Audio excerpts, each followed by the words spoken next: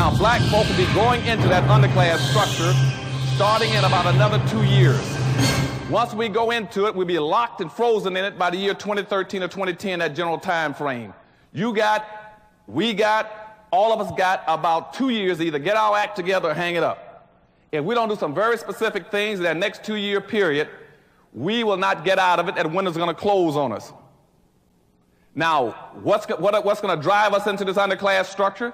First of all, are the legacies of slavery and Jim Crowism. We're still bearing the burdens and the scars. They were never corrected. That's one of the failings of our leadership in this country. They had the nerve, the audacity to let black folks suffer for 460 years. And at the end of the civil rights movement, rather than going back and saying, let's find out what has happened to black folk for 460 years. Have they been psychologically, emotionally, politically, educationally damaged?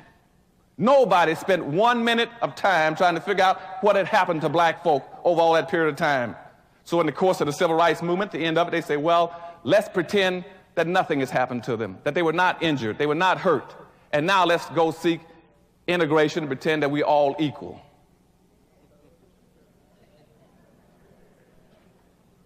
Now that was grossly unfair, because by that point in time, and by the 1966 period, whites had become economic giants in America. They owned and controlled everything at that point in time. Black folk didn't own anything. Whites controlled almost 100% of all the wealth, the income, the privileges, the businesses, the resources, and all levels of government. Blacks had nothing. Blacks were 1-foot midgets. And they allowed us then to use integration to walk from our communities, from our ghettos, over in their communities, totally disarmed, not understanding anything, blind, naked, and then saying you can go and compete. Compete with what? And that's what's happening in South Africa right now, where you have black folk now who have been totally subjected to the most brutal form of legal and economic slavery around the world for almost 300 years in South Africa, where whites in South Africa control almost 100% of all the gold mines, the diamond mines, the chrome, the bauxite, the magnesium, the land, the businesses, the farms, the animals. And now in South Africa, they've been told that they're free. Now, anybody in his right mind would have said, hold it a second. Now, if there's been a reform in South Africa, since whites have gotten everything and blacks got nothing, you should have seen on the news a massive flux of whites trying to get out of South Africa.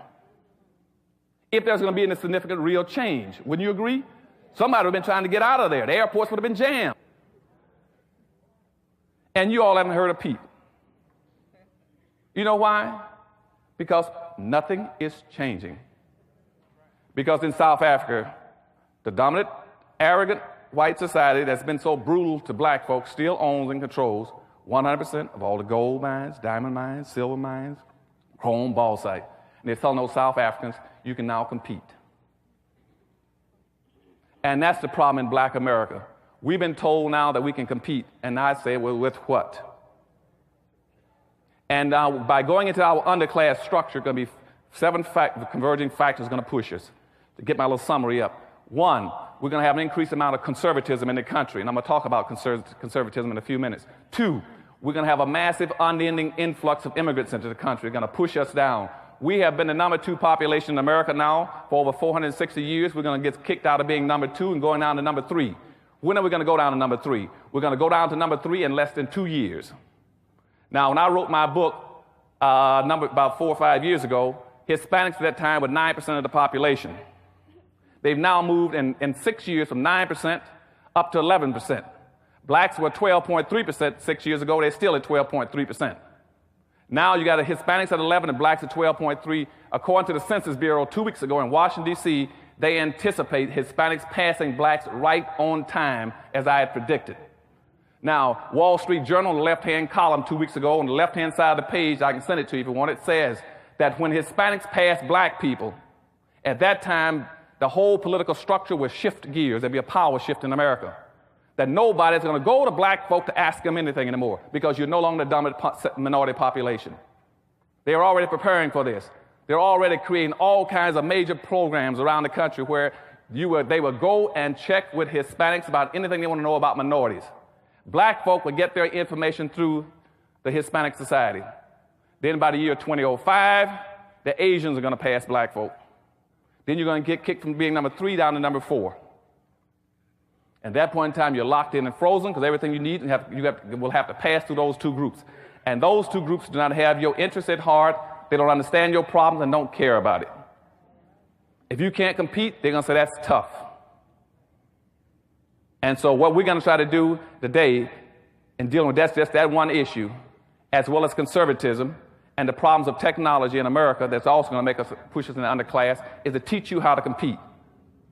We got to understand we got these problems, but you got to understand where the problems came from.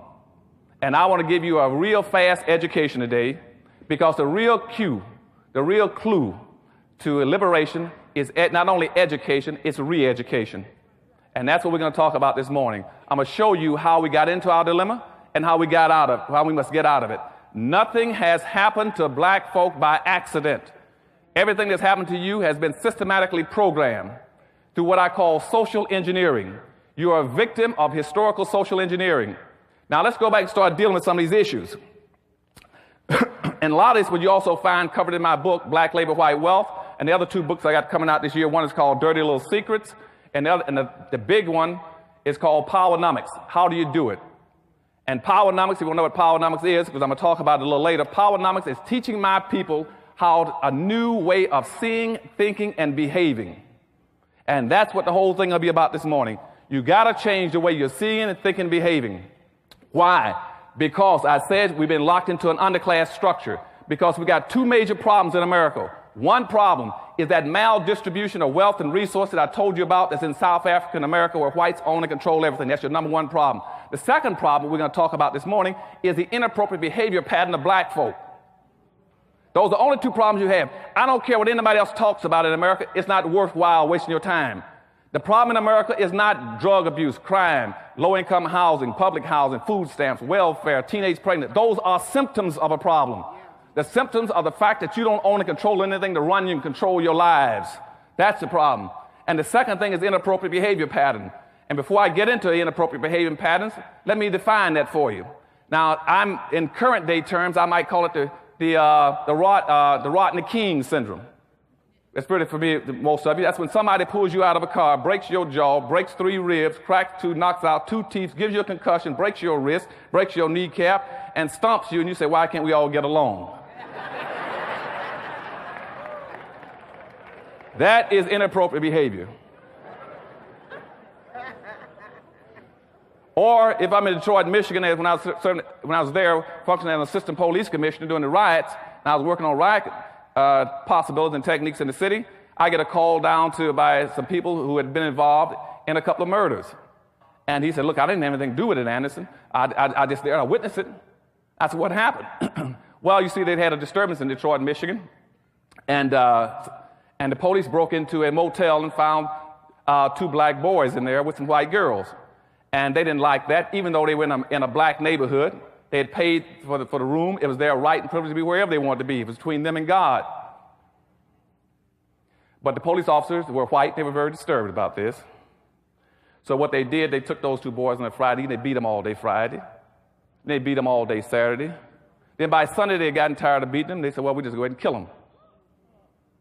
And so one of the officers picked up a rifle, and hit the oldest black kid in the back of the head with a rifle. And the kid was only about 22 years of age. Hit him so hard that it knocked one eye completely out of socket and bulged the other eye and broke the rifle stock. And the poor kid fell on his knees and crawled around and found the broken stock of the rifle, and on his knees held it up and apologized for having a hard head. That is inappropriate behavior. The question should have been, why are you brutalizing me and killing me? What have I done to you? And so that's kind of inappropriate behavior. It's what we've been systematically programming to displaying as black folk in a very highly competitive society.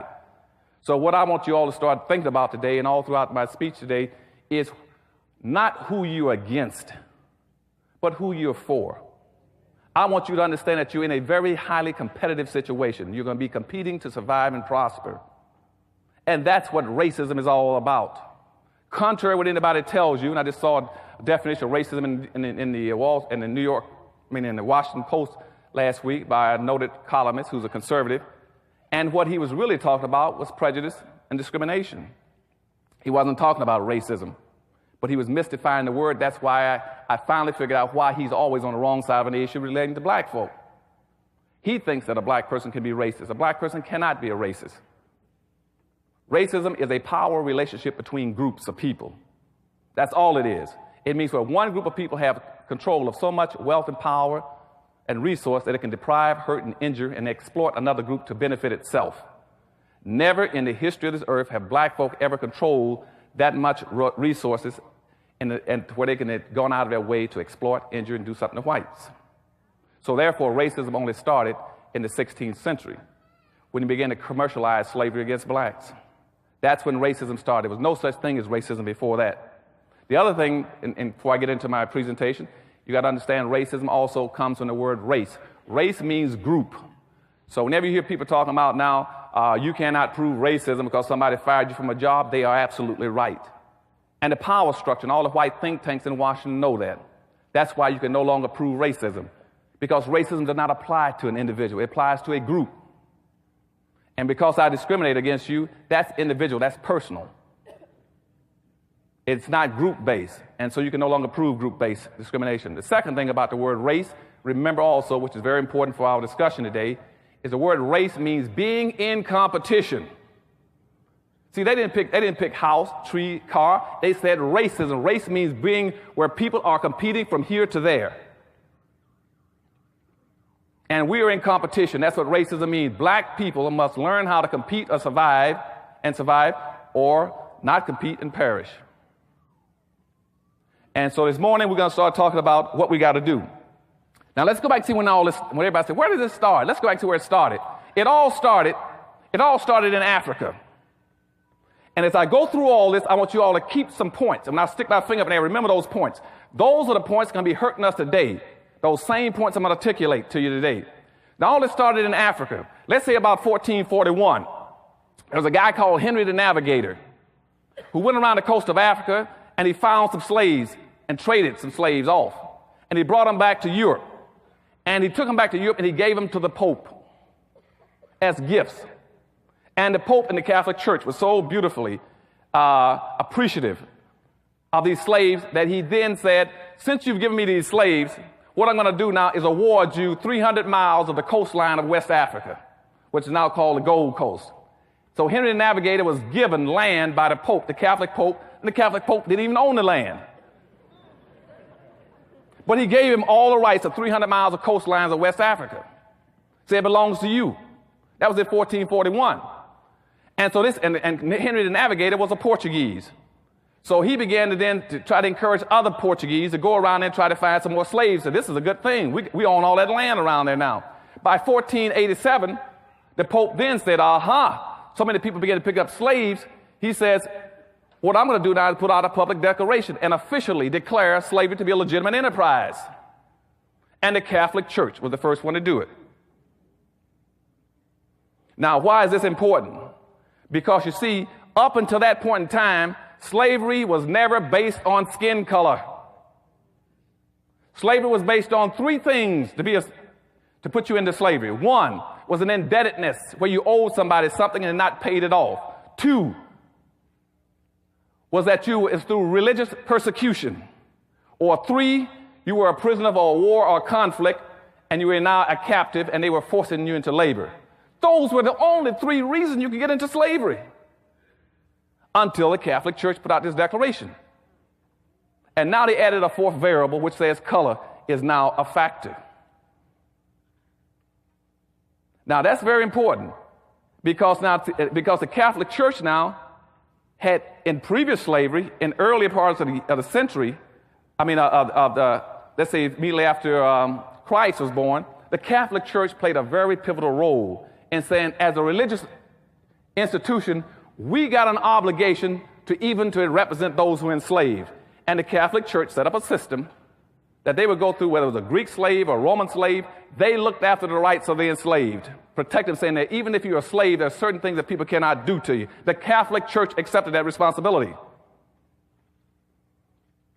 Now, the Catholic Church now has condoned black enslavement based on skin color. That was totally different. But also, the first thing they did, they abandoned any interest in representing the interests of the enslaved, even though they had done it for everyone else. And all of a sudden, the problems began to develop in Africa. Other religions began to join in. So people say, well, Dr. Anderson, how are they able to enslave us? Because we were doing some things wrong in Africa. As the other religions joined in to start enslaving blacks, so did other nations, so did other ethnic groups. And black folk were totally ill-prepared to deal with it because we had been doing some things wrong in Africa ourselves. See, going back to about 765, the Muslims had been trying to get into Africa for the longest because they'd heard about all the gold and silver and the wealth in Africa. And the Muslims had been going around, the Arabs had been going around Africa trying to conduct holy wars against dark-skinned people to get access to the resources. And starting in 765, not 17, but in 765, the Arabs started enslaving black folk. They enslaved on an average of 1 million blacks every 100 years and shipped them out of Africa. So now if you start to count from 765 up to the present day, that's over 1,300 years. That means over 13 million blacks have been shipped out of Africa just by the Arabs alone. And Arabs are still shipping blacks out of slavery. If you go to Ethiopia and Mauritania, you'll now find, in Sudan, you still find blacks being sold by Arabs for actually about $475 a piece. So Arabs have been selling blacks now for over 1,300 years. But when you get around the 900, though, 200 years after that, the Arabs are still trying to penetrate the blacks to get their wealth. And blacks have got an international reputation of being one of the wealthiest nations on earth, talking about walking on streets of gold. And so from 900 up until about 1400, they live reasonably well because people were afraid to penetrate Africa. Because blacks also had a ferocious reputation for being invincible fighters. They were scared of the jungles and the black warriors. So no one went into Africa to get them, but the Arabs were still trying to get access to the wealth and resources. Now I'm back up to the 14th century again. Now in the 1400s, about the same time as I just told you that the Pope declared that officially that blacks can be enslaved, at the same time Timbuktu was invaded by the Arabs. They finally broke through. They broke through because, see, blacks at that time had three major empires, Ghana, Mali, and Songhai. They were the richest nation on earth, but the black leadership had set themselves up to be invaded by the Arabs and consented to be pimped.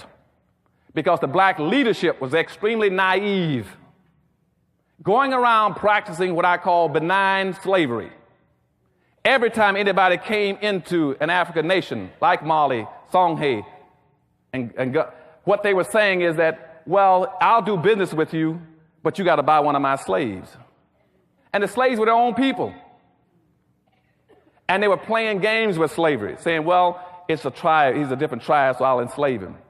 But the slavery that blacks were practicing was not the same vicious kind of slavery that came later. But the fact that they were playing with it, condoning it, and willing to sell their own black folk out naively. Now the question becomes, why were they doing it? Okay, why were they doing it? They were doing it trying to impress people with their power, how strong they were, saying that I would do business with you, but let me show you how strong I am. I got 3 or 4 blacks in the back room, and you buy them from me, and then I'll sell you some gold and silver. And what people were impressed with was not really their power. They were impressed with the fact that you had absolutely no interest as a leader in your own people and felt no responsibility to their welfare. And so when that got out, then all those countries, as I said, once the Pope condoned slavery, they began to flow into Africa because they knew the black leadership did not feel the strong togetherness, the willingness to protect their own people and to look out for them and lead them, and would willingly sacrifice them. So Africa fell wide open. And people poured into Africa after the Pope declared slavery legal in the 1480s. By 1500, between 1500 and 1650, 150 years, they hauled out 5 million blacks just to Central America alone, just right south of here into Mexico and to Central America, Costa Rica. Just to give you an example, after the Pope declared that you can legally go after those blacks, they pulled out 5 million of them and sent them in there. And those blacks in 150 years with sticks and stones, not steam shovels, but with sticks and stones and rocks dug out over 16,000 tons of silver and 400 tons of gold just to enrich Spain and Portugal. And this was critically important because at that point in time, Africa was a rich continent, had all kinds of wealth. And Europe was an impoverished nation. Europe was run over with crime, sickness, disease, illness, disorganized. Africa was the glory of the world. But you see, our people were playing around, not looking at taking care of the business of their people. At that point in time, all these nations say, aha, we know how to strengthen Europe and rebuild Europe. And that's by displacing the wealth out of Africa and displacing not only the material wealth, but the human wealth of Africa. So they began to pour in and started sucking blacks out of Africa. Not only the black treasures, the gold, the silver, but also the human capital. In some areas, they almost depopulated parts of Africa by shipping blacks out. And over a course of about another 300 years, they shipped out somewhere between 25 and 35 million blacks. And out of all those blacks they shipped out of Africa, over 2/3 of them died en route trying to get here. As a matter of fact, from the 1500s to 1800s, 6 out of every 7 people that were shipped came across the Atlantic Ocean were black folk. 6 out of 7 were blacks. And they were depopulating Africa, not only its wealth, its resources, but its human capital. Very important. And as they came and as they shipped them out, everybody began to become enriched. But you still had black leadership that still didn't understand, unwittingly was playing into the hands of people who were much more serious about the games than they were. So I jump up to the year 1619. They brought in 20 blacks into America, formally, even though we'd had another group of blacks in here around in the 1500s. They've been floating around, too, off of PD River in South Carolina. And we'd had blacks much earlier, the Folsom people. But let me don't even get into that. But by 1619, they brought in 21 blacks into Jamestown, formally. And those blacks came in as indentured servants. They were traded by a German warship for supplies. Those blacks were free in about year 1624. But something very important happened right before 1624. In 1621, you had a black guy named Anthony Johnson. Anthony Johnson came to the United States in 1621, came in from England as a free black. At the same time, you had those other 20 black slaves brought in here in 1619, the first 20 blacks. But this black came in as a free black in 1621.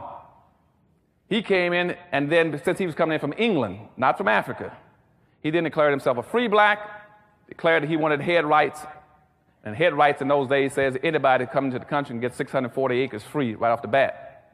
Then plus you can get another 500 to 600 acres for every slave that you own. He immediately went and had 13 blacks. He brought in then, we got him 13 black slaves. And he's black. So within a few years, about 15 years, he was one of the richest blacks in the colonies. But he was enslaving his own people. Now, going up to 1638, Maryland colony then put out a public edict that laid the cornerstone for racism in this country, saying that now that black folk coming into this country and they began to intermingle with whites and socialize like Johnson and trying to integrate, we got to pass a new law. So the state of Maryland put out a law called the Doctrine of Exclusion. The Doctrine of Exclusion says that no black shall be permitted to enjoy the fruits of white society. That was in 1638. Now, Johnson still had it. He's really built up his land now. He had all kinds of land and a whole bunch of slaves, getting close to about 70, 80 slaves now. And a white guy went over to one of his plantations.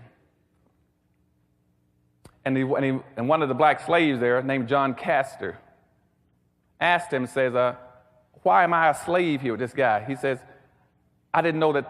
He says, he owns me for life. How does he own me for life? And the white fellow who was a plantation owner also said, look, he doesn't own you for life. You know, didn't you contract for indentured servantship? Indentured servantship normally runs 5 or 7 years. What do you mean he's got you for life?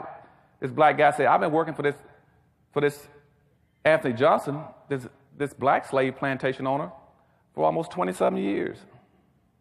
The guy said, well, just run off and leave. Forget about him. You don't have to keep working for him. So the black slave, John Castor, ran off. But guess what happened? Anthony Johnson then went to court, and he sued the white plantation owner who had encouraged the black to run off. Sued him in court, and the court accepted Anthony Johnson's claim against this black slave, saying that he owned that slave for life. Now, what happened there never had ever happened on the history of the earth with black folk and in this country, where all of a sudden a person laid claims against an individual for the rest of his entire naked life. And it was a black man. And once that court decision was made, whites picked it up and said, aha. So by 1665, all the states then started passing enslavement laws. They went back and took the doctrine of exclusion and say, now, the doctrine of exclusion with Maryland says that black folks shall always be excluded and never be permitted to enjoy the fruits of white society. But after listening to the court decision for Anthony Johnson, we got a good thing going now. So they took that same doctrine and expanded it. And now the doctrine says that not only should black folk be excluded, subordinated, non-compensated, non-competitive managed workforce for the personal comfort and wealth building of white society. That became the enslavement codes, both explicitly and implicitly. And all the states began to enact it then, based on Anthony Johnson's ruling in court that he owns another black person for life. Now the system picks up. We jump now to about 1704. 1704, there's a black kid. There are a whole bunch of slaves coming in from Africa on a slave vessel called the Eagle. The Eagle is heading towards America. There's a young black boy on there, along with some other older slaves. The slaves decide to revolt on the ship. And they took over and knocked the captain down, took over the ship, and took the weapons, and we're in a fight to take over the control of the ship and head it back towards Africa. And as one of the older slaves grabbed a machete, and he said he's going to kill the captain so they can completely have control of the ship, as he swung at the captain, a young black slave jumped up and got in there and protected the captain and took the blows himself, which chopped off one of his arms and protected the captain. And by protecting the captain was able to recover the control of the vessel, put down the insurrection, and it then hung all the blacks who were trying to revolt, except a young black kid who was only 19. When the captain got to America, he gave him to supposedly a benevolent slave owner and rewarded him with recognition, and says that after he's been educated and recovered from his wounds, that he's to be set free. And again, this young boy, he placed more importance on protecting other people than getting his free people out of a dilemma. But he was rewarded and recognized for it. And he personally benefited at the expense of his own people. That was in 1704. 1705, the colonies said, what we need to do now is pass slave codes so we can regulate slaves' behavior, period. Slave codes were passed to tell you exactly how every black person must act in America, what he could not do, and what every white person must do to make sure black folks stayed in line. Then they passed another law at the same time with it, which is still in effect today. It was called the Diversity Act of 1705. You all call it multicultural and cultural diversity. You all understand what I'm saying to you? I want you all to understand history. If you ever want to figure out how to get out of your dilemma, never spend your time trying to work with anything unless you know how it got into place. And then you take it out of place. The multiculturalism and cultural diversity started in 1705. They passed a law at the same time saying, how do we control black folk now? They said, now that we got all these blacks coming to the country, we got a good thing going. They said, because now all over Europe it was being advertised, if you want to become wealthy and powerful, go to America. We guarantee if you go to America, we give you free land and free labor. You'd have to be an idiot not to get rich. You don't have to do anything. We'll give you all the land you want and England started a franchising system, so which means even if you couldn't afford to buy slaves, we had a franchising concept, which means England would give you the land and give you the slaves. All you do is pay them a commission, just like McDonald's and Burger King. That's where the whole franchising concept came from. It was from England with slavery. And so people rushed into this country. But they had to set up external controls, saying, how do we control them when they get here? With all these blacks coming into the country. Because I just told you, 6 out of every 7 persons coming across the Atlantic were black folk. They were pouring into the country. But they want to make sure enough whites are here to benefit and get the fruits of black folks' labor. And so they passed the cultural diversity, which says, the cultural diversity law says, for every 5 blacks you own, you must have 1 white person. You must always have 1 white person there to monitor, to make sure that black folk are being monitored and kept under control, that you understand what they're up to. That law stayed into effect and never went out of effect. Now comes 1710. Now when 1710 came, here's the main point of my talk today. 1710 did something that is totally devastating. Totally devastating. The Virginia colony in 17 passed what they call meritorious manumission. Meritorious manumission says, what we're going to do now, that we put up the external controls in 1705, we must have internal controls. We don't have the time to go around and monitor and watch all these black folk coming into this country. We must build in some kind of internal management control. We must build in a way like the Rodney King syndrome, that kind of thing. We must build into black folk an inappropriate behavior pattern. We must teach black folk to see things upside down in a non-realistic manner. And what they did very systematically was like taking glasses and painting pictures on it upside down. And we found out in laboratories in sociology and psychology that even if you paint the world upside down for a person to put glasses on their eyes, we found that the subjects can learn to live upside down. They learn how to adjust, learn how to adjust their reach and what they're doing. And we watched it over and over again in experiments with young people in school, where we paint the pictures upside down and say, what do you see? And the mind has the ability to flip things back over to where the reality becomes the unreal. That the unreal becomes the reality. And once you do that, you got your people nailed to the wall. So meritorious manumission came into effect in 1710 and says, we will reward, we will recognize, we will set free any black person does 1 of 4 things. 1, if you in fact will save a white person's life.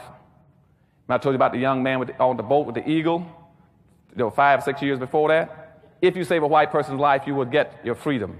2, if you protect a white person's property.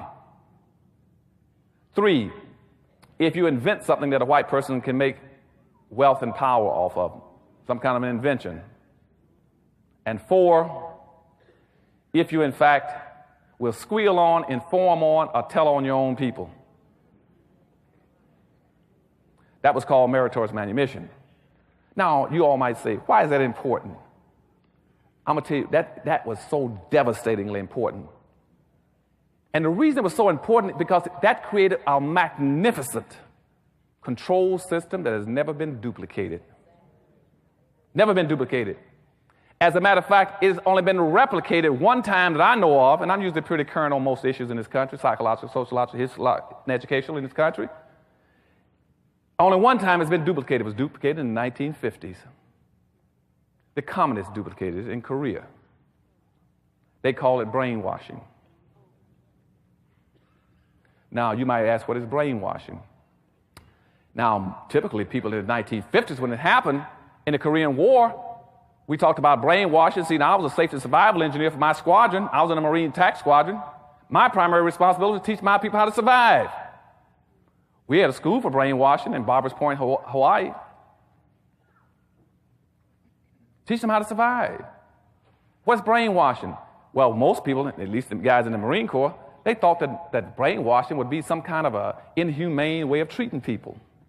That it would be no less than pulling out fingernails, driving bamboo splinters between the joints, hanging people up in the cold and castrating them, what we call the Chinese water torture, But brainwashing was none of those things. It was none of those things. Brainwashing was simply a very sophisticated form of re-education. And see, for you all in the auditorium this morning, brainwashing, so that you'll always remember it, is nothing but group therapy run in reverse. We always remember that. Now, the whole point of group therapy is to bring people together. Brainwashing is to turn it backwards and scatter people apart. And that was very effective in Korea against our troops. And see, now I'm going to show you the different parallels of what happened in 1710 and what happened in 1950, so you can understand the implications of what's happened to black folk in America. Otherwise, you can't deal with the issue. So in 1950, we had approximately 7,000 Americans in prisoner of war camps in North Korea and China. 7,000 Americans have been captured and put into war camps before they were subjected to brainwashing. And after they were subjected to brainwashing, starting from the time they were captured, do you know that in that course of time, almost 4 years, we did not have one single solitary American prisoner to escape from a prisoner of war camp? That had never happened in the history of this nation. That you can contain that many soldiers in one or two places and never have one to escape. Not one escaped out of 7,000 in almost 4 years. And to tell you the truth, in some of those camps, they didn't even have fences or walls up. Some of them didn't even have guards. And our people could not escape because of the techniques of brainwashing that was used on them. You would say, now, what was happening to them? They were being devastatedly re-educated. And this is the same identical technique that was used in 1710 on black folk. The whole concept of integration was the same thing that today. They scattered them. Now, what happened in Korea? In Korea, we noticed certain kind of things were happening to the prisoners. They didn't act like prisoners anymore. See, when a guy when he was captured as a prisoner, the first responsibility was to try to escape, not to participate, not to cooperate with the enemy, not to compromise one's principles. But to always try to fight, resist, and get out, and to compete to help your own people to escape if you can. Didn't happen in Korea. Because you see, brainwashing, reverse technique of group therapy, first of all, what it did, it divided the soldiers against each other. Divided the soldiers against each other. And there's a whole revolutionary principle that says that a revolution comes when two people get together and begin to conspire. You can never have a revolution or an insurrection on earth as long as you drive a wedge between the first two people. If you drive a wedge between the first two people, you'll never have a revolt. And in Korea, we never had a revolt. Secondly, people can only organize if they get together. But see, what the communists did, they started an information system, a squealing system, an informing system. And what we found in Korea was they had the most massive, widespread information system ever on earth, where people were recognizing other people or identifying other people who were planning on escaping. And what the communists were doing was telling people, look, you all got a responsibility now as a prisoner. If you hear about another prisoner talking about escaping, it's your responsibility to inform on him and tell on him. And if you do that, we'll reward you. You get an extra candy bar and apple. And once that happens, you see pretty soon, the soldiers didn't know who to trust anymore. They didn't know who to tell anything to. If he was planning on escaping, who did he tell? He didn't know when the other guy's going to turn him in for a reward. And so the organization broke down, and they quit communicating and sharing information to each other. Because all of a sudden you were planning on escape. Next day someone drags you out in the cold, strips you down, and pours ice water on you at 26 below zero because somebody just turned you in for an apple and a piece of candy. And see, that's what happened in meritorious manumission in 1710 when blacks were being rewarded for turning in other blacks. See, also what it does is not only does it stops your communication, it stops your ability to organize, but also it broke down what we have to have as a sense of community. In none of those camps did they have a sense of community anymore in Korea. And without a sense of community, you have no way of doing the things that have to be done as a human being. And so in the prison war camps in Korea, all of a sudden the camps became filthy, the black camps. Nobody built latrines. Nobody made sure there was food and blankets passed out. Nobody took care of the sick. Because you don't have a community anymore. Without a community, you can't do anything. So we didn't have a community in Korea, in the camps. And out of 7,000 prisoners you had in Korea, almost half of them died. They didn't die because anybody shot them. They died from the fact that they were unable to function appropriately, to take care of themselves, to function as a community. They no longer had what you got to have and what black folk had taken from them through meritorious manumission. See, once you get a community, the next thing you must have above that is your trust. You cannot have trust if you don't have a community. I always hear black folks say, Dr. Evans, all the things you say are true, but how can I get together another black folk when I don't trust them? You don't trust them because you don't have a community. And and above trust comes cooperation. But Dr. Evans, I don't want to work with him. No, because you don't trust him. So it goes community, trust, cooperation. And that's what they did in Korea. They killed the community. The black soldiers no longer had a community, and prisoners no longer had a sense of a community. They no longer had a sense of who they were, what they were about, the business of, and who they were. And all of a sudden, that kind of an oppressive system of rewarding people for identifying with the enemy, and that's what the Koreans were doing, saying, you identify with us, and we'll reward you and give you a can and an apple. And when they started rewarding people, the community was destroyed. And their soldiers fell apart, and over half of them died. And so the next thing that happened to them is what also happened to the black community. After 1710, they moved into a thing what we call give-up-itis. All of a sudden, the soldiers in Korea, in those camps, no longer cared about anything anymore. So when I come into the Crenshaw district and I said, why don't you do this? They said, well, we don't care anymore. Same thing happened in the prisoner of war camps. The soldiers didn't care. And once they lost caring, they were through. Nobody could save them anymore. And at night, over 40% of those soldiers would pull blankets over their head and just sit there in the corner and die for no apparent reason. Not for physical reasons. It was called give-up-itis, and you've seen it in hospitals. That's when a person would die long before he's supposed to. And you ask why. When a husband passed and the wife would die 6 months later, 3 months later. Not for any medical reason, because they no longer have a will to live.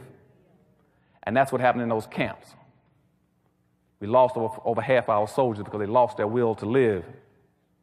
And see, after meritorious manumission was put on black folk in 1710, black folk, a lot of them began to lose their will to live and to care and be responsible.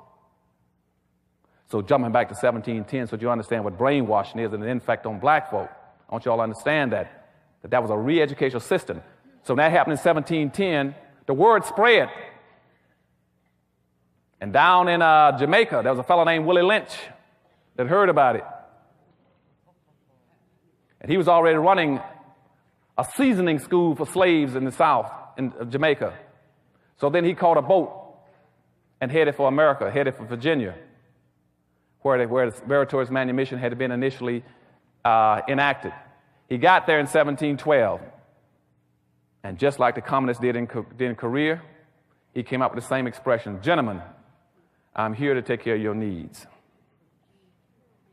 I can show you how to do what you want to have done. I can show you how to divide these slaves so they'll never recover, or at least it'll take 300 years before they can do it. So some of you might wonder why I picked in my book the year 2013. This coming year in 2013 would be almost exactly 300 years since Willie Lynch put his methods on black folk. He said it would take 300 years. He said, what I'll do is to show you how you divide blacks. You divide blacks along the lines of skin color. You rig it so every black will look at another black skin color first and say, is he a yellow black or black black? And that way you've already divided them. You divide them along the lines of sex, so that all of a sudden you have black women joining the feminist movement against their own black men. They're trying to beat them out of jobs and opportunity and visibility to take care of their families.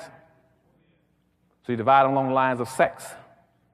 Then you divide them along the lines of age, where the old turn against the young turn against the old and say, you're ancient, you're old, I don't want to listen to you anymore. And it worked very effectively. And Willie Lynch put that on them. It's called divide and conquer.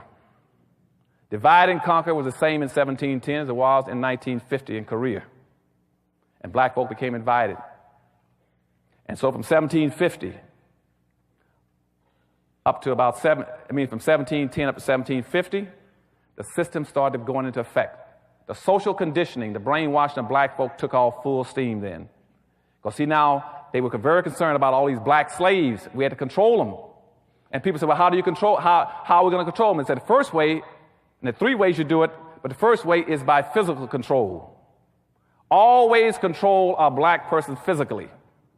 That's what slavery is about. The second way of controlling them was called Jim Crowism. Then you control them legally. Then the third way you control them is when we came out of the civil rights movement, which means symbolically. You control them by manipulating symbols. We'll talk about that in a few minutes.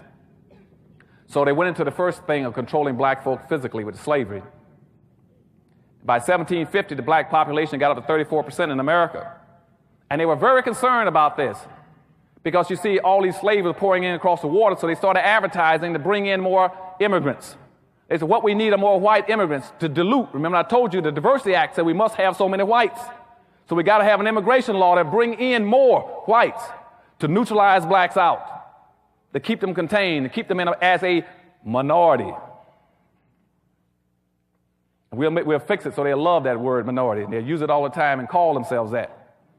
Even though we know the minority means loser. We'll turn the world upside down. They'll call themselves loser, loser, loser. So by 1750, black population hit 34%.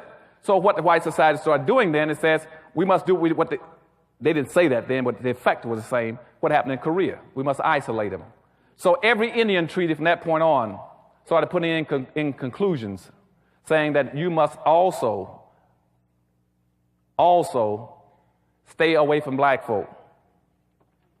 They built into all the Indian treaties incentives for them not to identify with black folk because they feared that if Indians and blacks got together, they could overthrow the country. So Indians were given incentives then to turn against black people. And that's why later on you find that the biggest killers of black folk for a long period of time were Indians. Because they were given incentives. For instance, if you raided a town or a village, guess who was the first person you run into in the fields? Was a black person. And see, and you had laws because the slave codes of 1705 says a black person could not arm himself, he couldn't carry a weapon, he couldn't carry a tool, he could not raise his hand to defend himself, he could not strike back. So Indians said, hey, we got a good guy to raid. I mean, this is like shooting ducks. And the whites knew that. When they put the blacks out in the field, they used blacks for burglar alarms. So every time there was an Indian raid, they the ones who went down first. And that's why all the 5 civilized tribes in America then became slaveholders. All the 5 civilized Indian tribes were slaveholders. Not only were they slaveholders, they were slave traders. And more important than that, in all the treaties, typically in a treaty, they paid the Indians $20 for every runaway slave they chased down and brought him back.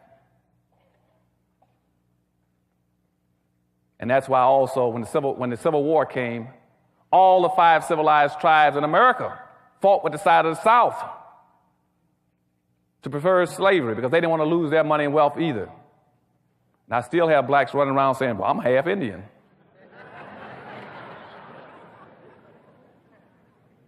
Nobody wants to be black. I mean, even if here's people that have been misusing your people too, but you don't want to be it. They'll tell me about how, well, I'm 3/4 white. I can't stand black folk. I'm 3/4 white. I said, well, why would you want to be white rather than blacks? I said, blacks didn't enslave you. Blacks didn't Jim Crow you. Blacks didn't castrate and lynch you and exploit you. And see, that's that upside down, we make black folks see things upside down and wrong. It's inappropriate behavior. Inappropriate behavior pattern was instituted on us to make sure we saw everything backwards. That way when we ran, we thought we were running the right way, we were running the wrong way, and they knew it. And that's why you later hear me tell black folk all over America that my people, black folk, are doing everything wrong. They're not even doing wrong right.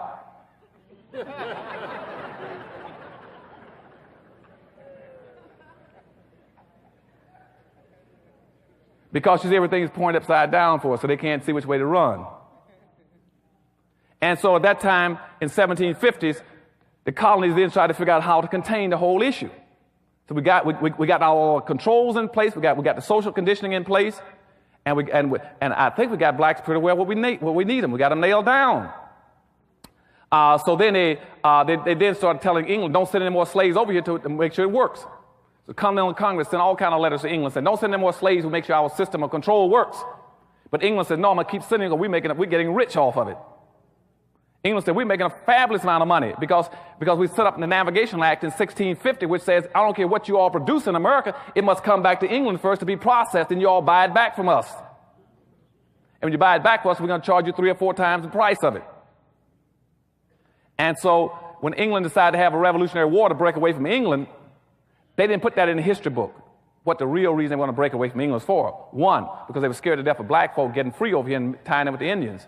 2, they wanted to reverse that whole shipping process, saying that if we made all the products in America, we raised the cotton, the corn, the beans, the rice, and everything, why are we sending it to you and buying it back from you? So that's what the Revolutionary War was over. And plus, England was also getting rich off the slaves because, England was only paying $25 to $35 a piece for every slave they were buying on the west coast of Africa.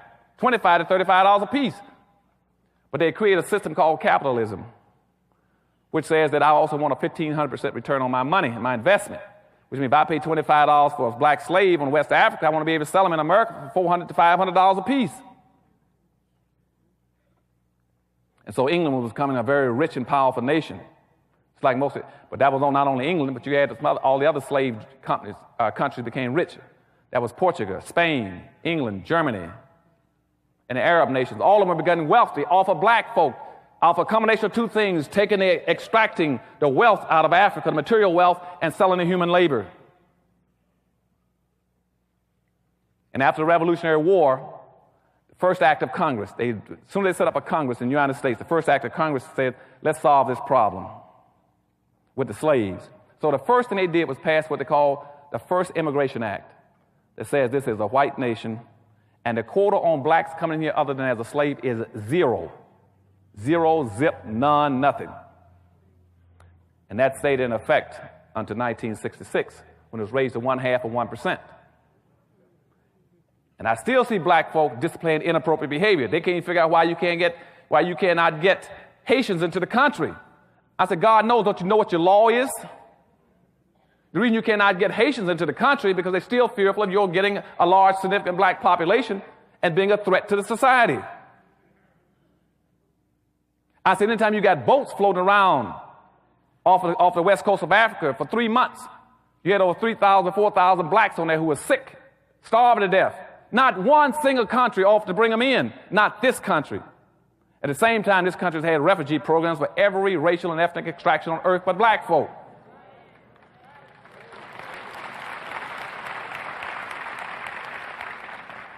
And where's our civil rights leaders? Where's our black leadership? Why aren't they raising issues about it? Instead of them going down there and say, why can't blacks come in from the islands and from Haiti? They do the same thing because they're seeing things upside down and backwards. They do the same thing the whites do. Say, well, what we need to do is invade that country and make them stay there. Let's improve the conditions there. And so that way they have nice places there. Rather than say, no, you didn't improve all the conditions in Mexico, in El Salvador, and Nicaragua, and Hungary, and all these other countries when the people came in. You didn't improve all the conditions in Vietnam to bring in the people. Why do you keep asking these special things, blacks? No leadership will raise the questions.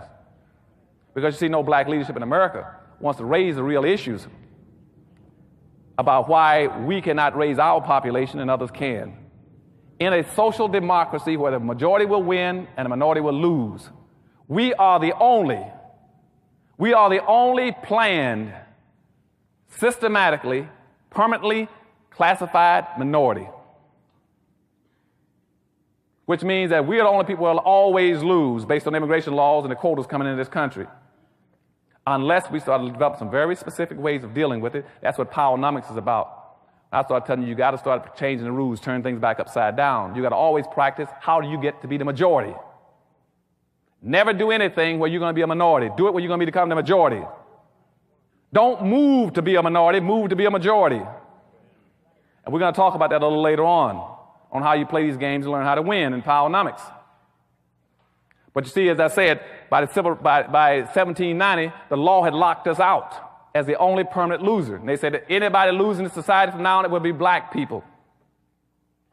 They're the only people that cannot increase their population significantly to be a threat to this country. By the late part of the 1790s, they said what other kind of external controls can we put on black folk? Because now someone want to try to join the religious movement in this country. And in religion, we say that everybody's a brother. And if we baptize them and make them a Christian, how do we deal with that fact? So they passed a law saying that Christianity did not relieve your heathenism for a black person. And they did not want, after that time, there few blacks had been going to church, but they were sitting in white churches, and they had to be monitored and watched, as I told you, because of the Diversity Act. So when the evangelical movement started moving through this country in the turn of the first of the 1800s, early 1800s, they said, we'll let blacks have their churches, but we can always also, but we must pick the ministers, and we must license the ministers. We must pick ministers that we can control. No black preacher can come into America unless he is controlled by the white establishment, unless he represents our interests and our values, unless he teaches our form of Christianity. Now, this is very important. Why? Because, you see, before, religion was always used to help a population group. When it comes to blacks, we cannot let religion be used to help them. You see, the Catholics, church took care of all those groups who call themselves Catholics. Jews, priests, took care of the Jews. And even today, you go into the conflicts in England or Ireland, where you see the Protestants and the Catholics fighting. I guarantee you that the Protestant members will be representing their people and protecting them. I guarantee you that the Catholic priests will be representing the Catholics and protecting them. If I take you into the Middle East with the Arabs, I guarantee you Khomeini will be taking care of Arabs. Only in America can I find black ministers who can be bought and sold to be against their own people. Nobody else will let you do that. No population will tolerate that except our people. And that's what I call inappropriate behavior. Inappropriate behavior pattern when you let your own ministers sell you out. It's not in your best interest. What I mean by sell you out is because by the early 1800s, the whites said, well, we're going to have black ministers. We're going to have to Christian them to make sure they do what we want to have done. They must teach Christianity the way we want it taught, to where it is an external control device on black folk. They said, what are the rules? One, that every minister we license must teach black folk. And when you talk about the slave and the master in the Bible, that you're talking about the white man and the black man on earth. Two, the minister must teach black folk that they're to be loyal, faithful, obedient, respectful, and all those other good things, and honest, so that white people don't have to worry about them stealing as a slave. Because, you know, black slaves had a nasty habit of going around stealing scraps of food because they were starving to death. And they would tell them they must be industrious. But you see, white folks wanted you to work a little harder. So they used the term, he's a lazy slave. Now, anybody in his right mind got more than a third grade education would say, why would a slave want to be industrial? Why would you want to work hard as a slave? What's in it for you? Are you going to get released early? You can get a pension? Social Security or retirement? But they always got this thing about why he's a lazy slave. I even got a black writer writes about that day. Part of the problem is the blacks were lazy slaves. He should have been lazy.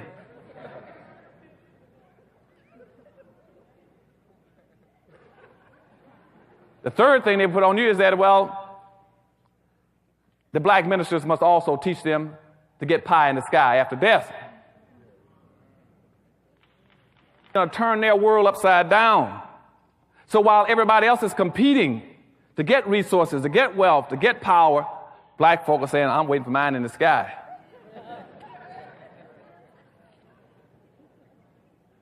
They said, well, the role model would be Jesus Christ. Says, Jesus Christ and all the Jews were very powerful people and had money. Solomon was the richest man on earth. You go look at Matthew, I think Matthew 23, when they start talking about the talent, where the different slaves had talents. And two of them went out and developed their talents and multiplied and made something, and one buried and hid his. Because they knew there would be that black one, to be that last one, go out and hide it.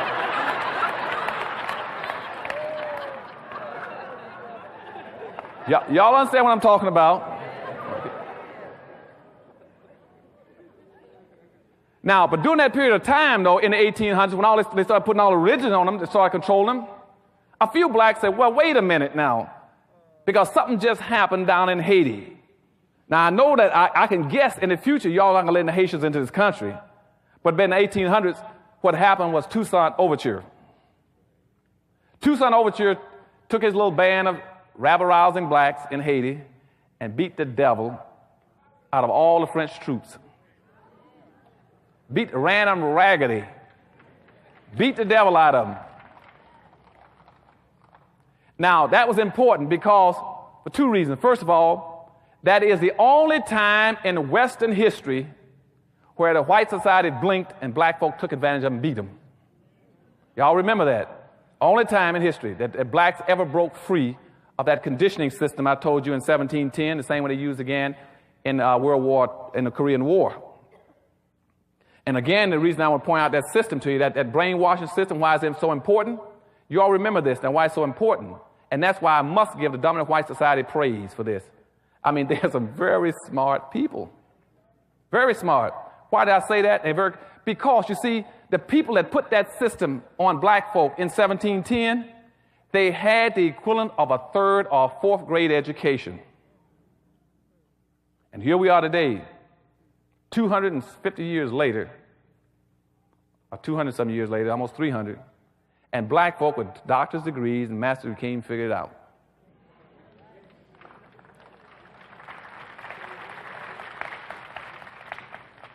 Now, but little Toussaint Overture down in Haiti, he won his battle, beat him good. Now, that meant when he beat him, though, they finally tricked him and said, well, now that you've beaten us, wouldn't you like to come together and integrate? He went to discuss it with them at a meeting. They captured him, put him on a boat, and shipped him to someplace in Europe, some country in Iceland, one of those, I think Finland or someplace, and they froze him to death up there in the prison. Because he went to co-op, and I told you in Korea. In the Korea and the brainwashing techniques, there's another principle that says that anytime you want to control anybody, I can control anybody who's willing to talk and compromise and discuss with me. I can get him to compromise. And see, what we're trying to teach our soldiers was called a code of conduct in Korea, which says never talk to your enemy unless it's on your turf and your terms. And see, right now, with I'm assistant police commissioner, I'm working as a therapist for prisoners. Anytime I get somebody to communicate and talk with me, I got him. If he'll speak to me and answer my questions, I got him. Sooner or later, he's going to break down and tell me what I want him to know. The way you resist is you don't communicate. You don't compromise your principles. They can never beat you then. And see, and that's how they got Overture. They asked him, don't you want some integration? Just like they told our leaders the same thing. Now, there were some other blacks who jumped up and said, I'm not going to go for that okie doke. And one of the first ones in 1800 was Gabriel Prosser. Gabriel was an extremely smart black guy. He says, I just heard about what Toussaint Overture did down in the islands. And said, if Toussaint can do it, I'm going to do it here. He said, I'm going to do the same thing. And he did some planning and you couldn't believe. He worked, he planned, he schemed. Prosser really worked on his thing. And he planned one of the most devastatingly, strategically well-planned insurrections on earth. Now, but before I tell you what he did, let me go back and make this point. I tracked between 1710 and 1860, and we had a possible 150 to 200 possible slave revolts. And in all 150 to 200 of them, a black person squealed in every one of them and got his meritorious manumission and his Willie Lynch badge card. And so when Prosper was trying to pull his together, he planned his scheme. And on the day he was supposed to have his big revolt, would you believe one of the most severe storms that ever hit Virginia came in and washed out most of the land and roads and bridges, and Prosper's group couldn't get together, their gathering point, because they were planning on hitting three things. They were planning on taking over the penitentiary in Richmond, they were planning on taking over the armory, and they were planning on attacking the town and annihilating the town, everybody except the Methodists and the Quakers, who had befriended them. And the storm struck just as they're going to assemble. And only 300 showed up, and Prosper said, well, since only 300 of us here, let's put it off until next week when the land is dry and clear. And within 3 days, a black person squealed. Prosper was arrested, along with 35 of his supporters. They were executed, hanged, and heads chopped off and put on poles. But the two blacks that did the squealing, one was called Tom, the other was called Pharaoh. And I don't know, God knows it because I don't know. Why is if you name a black person Tom, you almost guess he's going to do something. Now, I don't know, and I don't mean to put down anybody here named Tom, but I don't know, there's something about that name. And Pharaoh itself is not too much of an exciting name. I wouldn't trust that name either. If somebody, my mother named me Pharaoh, I'd know I'm in a world of trouble too. But anyway, Tom and Pharaoh turned in Prosper. They executed Prosper, chopped his head off, along with some other, and hung him up on poles.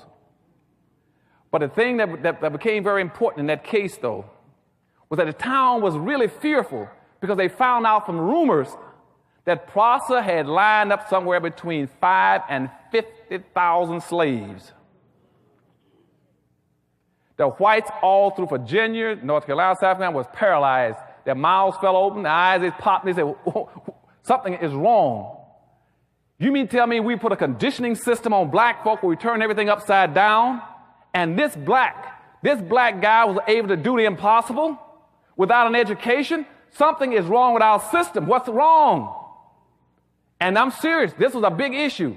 They had to find out how does one black guy get together as a slave and have something between 5,000 and 50,000 blacks ready to fight, and had not been for a storm, they'd have taken over the country.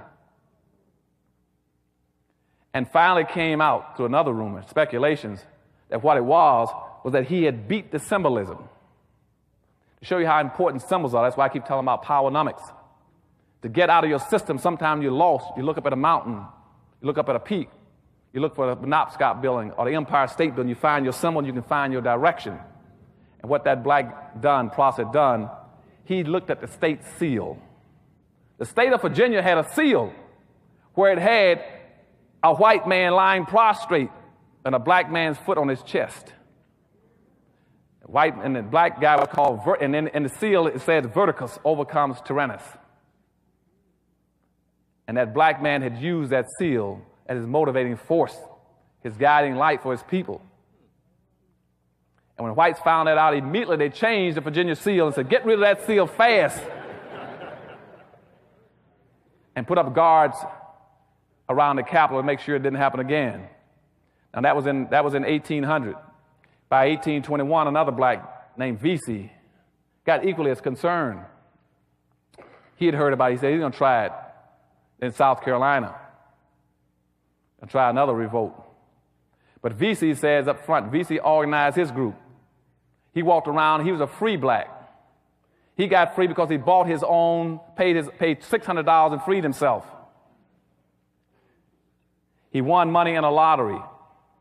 But he's very upset because he couldn't buy his children out of slavery. So Vesey would walk through the town in Charleston, South Carolina, telling black folk, get that hump out of your back. Straighten up. Be respectful. Take care of your own people. Look out for your own people. Quit trying to worry about everybody and look out for yourselves. And Vesey was a big man too, a big broad man. He said, I'll break your back if I catch you bending over. And he planned an insurrection. And he called something like about 300 to 500 together to take over Charleston, South Carolina. But he told them up front, he said, let me tell you all something.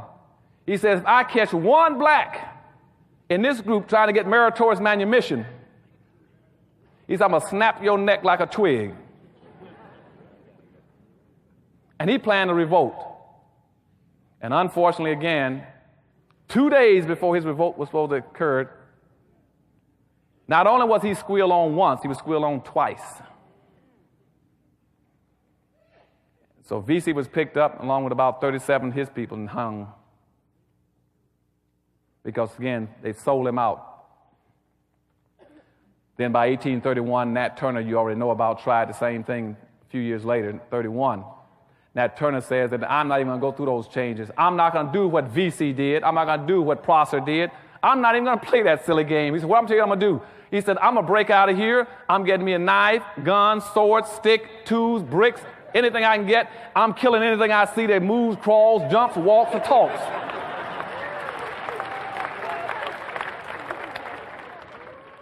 That's exactly what I'm quoting him.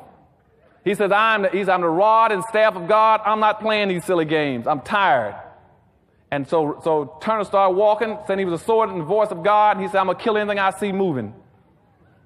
He killed 55 people, including his own master. And then the country got petrified again and sent the army in looking for him.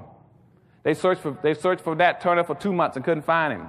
He hid out because he killed so many people. Until one day he needed food and went down to get some blacks to get some food. And guess what happened? Turned them in. And so that took care of Nat Turner. Same time, there's one other black, though, which is my hero. I don't know how much time I got. How much? Long as I want. Okay.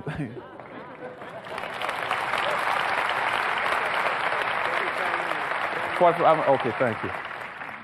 You see, you all are so nice. That's why I love coming to this city. Boy, I swear. I love you. I'm going to move out here pretty soon.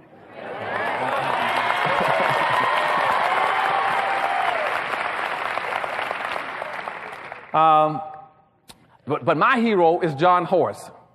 We start talking about inappropriate behavior versus appropriate behavior. Now, here's a black man at the same time period displayed what I call appropriate behavior.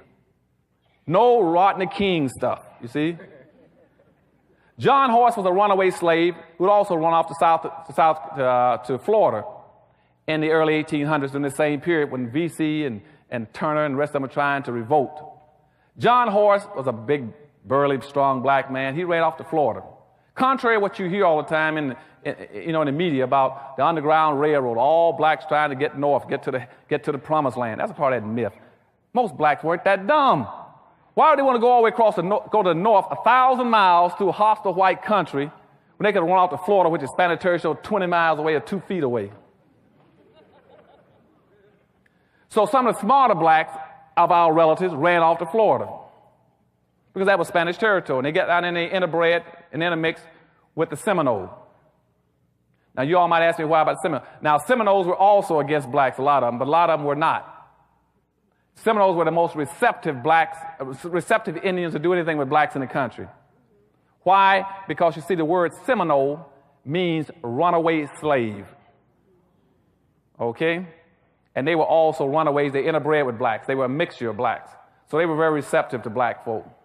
And so they started fighting in that area to fight the United States because the United States then wanted to go down there and try to get the slaves back. And that's what they were sending General Andrew Jackson to Florida for, to get the slaves. Because you see, blacks down there were coming across the border periodically with the Indians, raiding and killing whites and getting their people free. Now, why is that important? Because you see, when I talked about early inappropriate behavior in Africa, the reason they enslaved black folk originally was because our leaders in Africa had given the impression that I don't care about other black folk. And they hauled all those blacks around the world because they knew in their hearts they would never see a shipload of Africans coming to get them back. They never suspected that Africans would come to save Africans. But that's why they didn't try to enslave Indians, because they knew if they didn't enslave Indians, Indians would come get their people. But they knew that black leadership in Africa had already said, you can have them, I don't want them, I won't come to get them. And so when the blacks went off into South, into Florida, they were coming across the border, raiding those plantations along Alabama and the Georgia border there, South Carolina border, taking their people, taking them back to down to Florida, getting them free. But John Horace was a leading hero to me. Now, this black hooked up. He became sort of like the second in charge in Africa. I mean, in Florida. The chief at that time, through the 1820s and 1830s, was a chief named Osceola. Osceola had about 3 sons that were very active, also fighting white intrusion into Florida to get the slaves back. His number 1 son was a white, a mixture of black and white. His name was Wildcat. And Osceola himself, if you all don't know it, Osceola was married to a black woman. You might see Osceola's pictures in all the museums as an Indian. They don't ever tell you that he was married to a black woman and had a mixed group. And he married to a black woman. His black woman's name was Morning Dew, if you're interested in knowing it. Morning Dew was the one, and that's what triggered the Seminole Wars. They don't tell you that in your history books either. So going back and forth down there, they were trying to get the Indians back. Trying to get the slaves back from the Indians. And they kept sending the federal troops in there. And Andrew Jackson was one of the primary generals that always wanted to go out there and fight Indians. He loved to fight Indians. He's known as the Indian fighter. And that's why you have Jacksonville, Florida. Because he was going in there, again, fighting Indians and trying to get blacks back. And on the Chattahoochee River, right outside Tallahassee, they had a fort there called Fort Negro, where most of the blacks were staying there. And they sent the federal troops down there to get the slaves back. Then the federal boat came up the Chattahoochee River to Fort Negro, and most of the blacks were out with the Indians raiding and fighting, and left the women and kids there. And so the federal troops fired on Fort Negro. One shot, and a shot rolled into the armory and set off the explosion and blew up the entire fort, and was nothing in there but black women and children. And that really made them hostile. The blacks were hostile this time. So now, that triggered the Second Seminole War. After that, they decided to have a truce.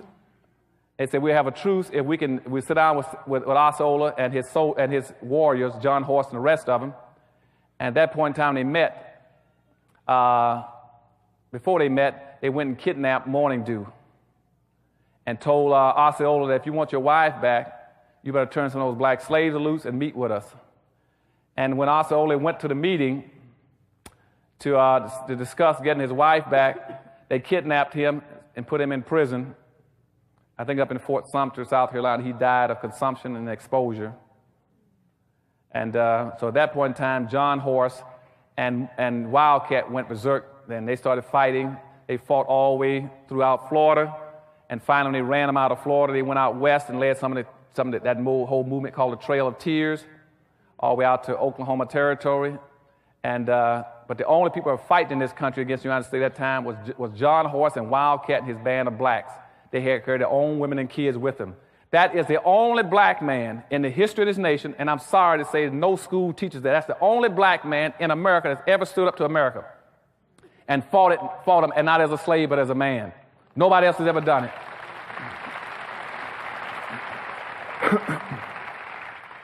John Horse fought the United States for 50 years. They fought him all out west. They chased him all down through the west, through Oklahoma, through Texas, and finally chased him into Mexico. He went into Mexico and stayed there for about 5 or 6 years and came back again, he and Wildcat. They tried to set up their little village again. But the whites out there, the racists kept raiding their camps, shooting them and killing them. He kept fighting, and they finally killed Wildcat, shot him in the back with a shotgun and killed him. And then John Horse finally just gave up and got on his horse, allegedly, and just rolled off back into Mexico. You never heard from him again. But he fought for 50 years, the only black man. You can talk about any civil rights leader you want to. If you had a hero, that's the only hero we ever had that fought and says, I'm not a slave and I won't take it. I'm not Rodney King, anybody else. And so, they found nobody ever knew what happened to him, but he rolled off. That was John Horse. Now, this whole meritorious manumission policy is in effect, moving along at the same time. This control system. About 1852, a lady named Harriet Beach Stover wanted to write about it. So she then wrote about the whole thing. She interviewed a guy whose name was Henderson, which you all know as Uncle Tom. He then told about the story. She wrote a book called Uncle Tom's Cabin. But in that book, contrary to what most people think, Uncle Tom was not the bad guy. The bad guy was Sambo. And so I'm asking you all as my brothers and sisters, please in the future, don't call a black guy who you know is worthless and trifling. Don't call him an Uncle Tom. That's complimenting him. Call him his real name, what he's entitled to, and that's a Sambo. Any black person sells his own people out and will do them in, he is a Sambo. Now, what is a Sambo again? Going back to meritorious manumission in 1710, the whole conditioning process, the whole brainwashing system, the whole social engineering system says that you must teach black people to see the world through the eyes of whites. You must see everything through their eyes. You must accept their values, their superiority, whatever they think and feel, and that way we got you contained. And that's why when you see somebody like Colin Powell, somebody running for office, they say, well, you can run for office if you see the things the way we want to see them. If you want to be conservative, you can run for office. If you want to place a lot of importance on abortion, you can run for office. If you want to talk about being anti-taxing, you can run for office, which means if you see things the way we see them as a black person, you're safe.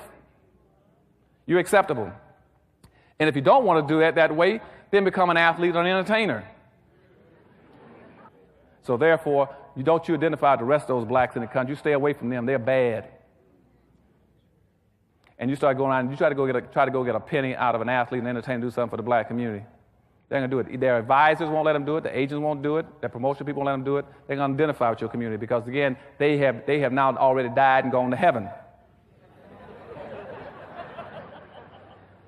Okay, so when Harriet Beecher Stowe put out her book, what she tried to tell black folk is that Uncle Tom was not a bad guy.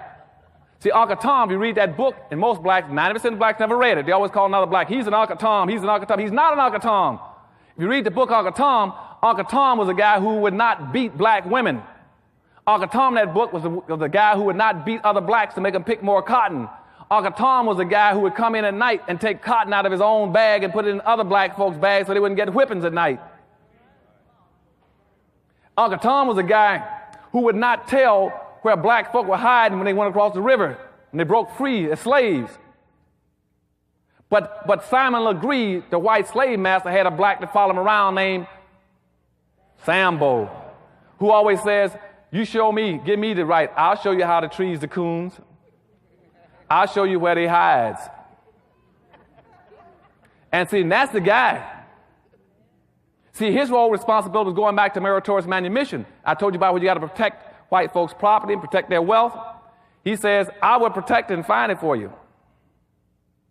And that's why you read in the movies and books that came out after Uncle Tom, you always had a black guy, a black slave, was running down the road saying, Master, master, here comes the army. Let's hide our silver and gold. And you all say, our? How did it get to be our? He always wants to say something that doesn't even belong to him. And that showed up all through history. And today you got the same kind of personality doing it. And now he's not saying let's hide our silver and gold. He's called himself a conservative. I'm also against affirmative action for black folk.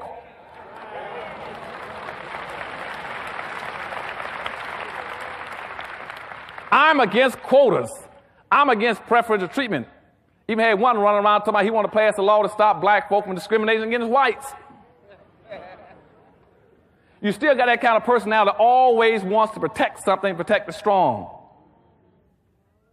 You always got that kind of Sambo personality. And nowadays, the best way to get rich is to say, I'm going to protect that master's gold and silver, and I'm going to be against them black folk. I guarantee I can get you a radio talk show. I can get you a television show. I can even get you an appointment to the Supreme Court. Okay?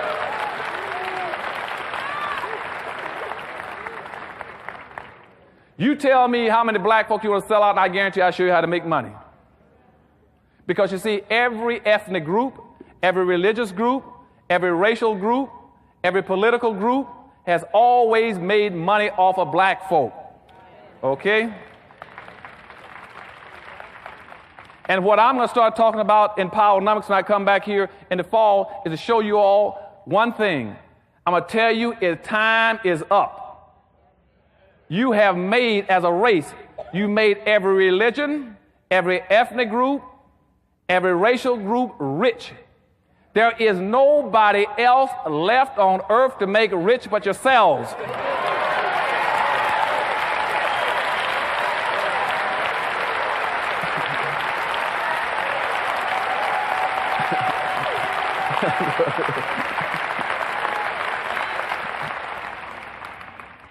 So that's all left. We got to do it for ourselves now. So don't give me this stuff about Dr. Anson. That's the reverse discrimination. We are anti. You ain't anti nobody. You already made everybody rich.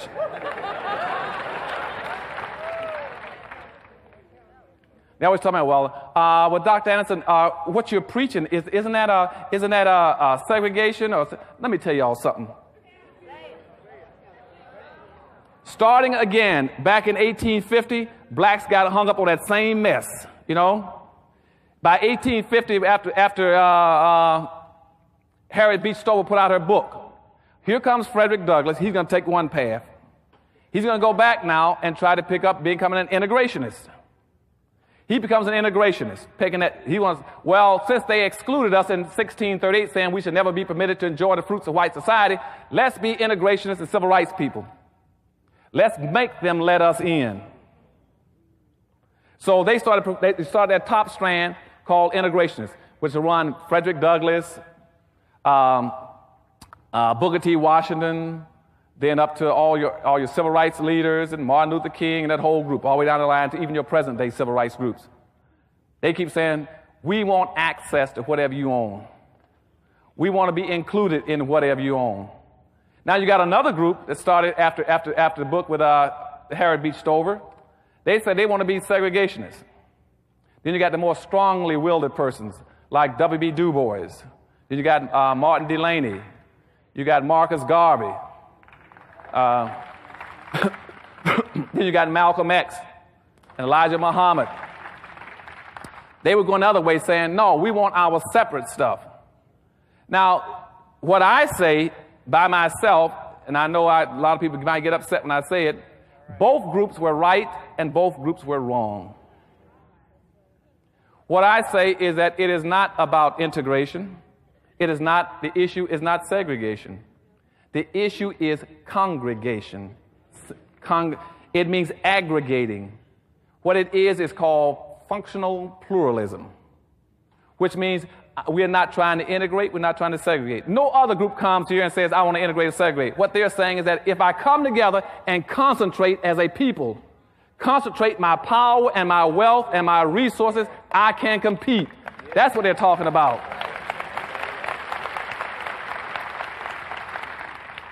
And please, since I love all of you all and I'm going to move here with you, don't let them trick you all anymore with them upside down glasses. They used to ask me that during integration about Dr. Anderson. Now, hold it. Now, you at the governor's office in Florida, you represent the whole state in education. Now, what do you want during integration? You got Malcolm X talking about segregation. You got Martin Luther King talking about integration. Why don't you all make up your mind? Which do you want? I said, I don't want either one. I want the same rights and privileges that everybody else got to go to either one of the sticks. Don't try to put me on one end of the stick. What I want more than anything else is to bring my people together and say, get all the power and wealth together like everybody else. And that way, quit trying to try to define us. You see, every Asian, for instance, when he leaves his homeland, he comes to America. He looks in the mirror and says, I'm going to America. And when I get to America, I'm going to find me a community of people that either look like me or I'm going to build me a community of people that look like me, that have my values, my culture, and my language. Nobody asked him about integration or segregation. When Hispanics come to this country, they would say, I'm going in, I'm going to build me a community of people that look like me or sound like me. And like the Asians who set up little who set up little Cambodias, little Vietnam, Chinatowns in every city. The Hispanics come in, they'll build little Mexicos, little Havanas, little Hialeahs. I can go across America and find German towns, French towns, Greek towns, Polish towns, but I can't find a black town.